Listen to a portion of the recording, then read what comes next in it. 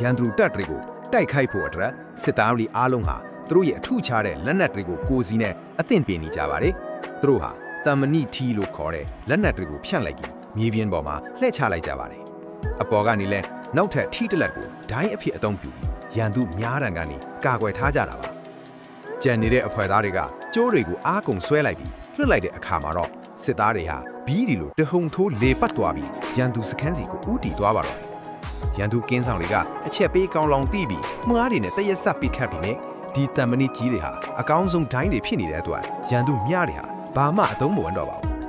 ။စစ်သားတွေဟာသူတို့ရဲ့လေပတ်နေတဲ့ထီးတဲ့ကနေရန်သူတွေကိုတယောက်ပြီးတယောက်အလွယ်တကူတိုက်ခိုက်ချေမှုနိုင်ခဲ့ပါတယ်။ဒီနည်းနိုင်ကိုအသုံးပြုပြီးသူတို့ဟာရန်သူခန္ဓာထဲကိုအောင်မြင်မြင်ကျူးကျော်ဝင်ရောက်သွားပါပြီ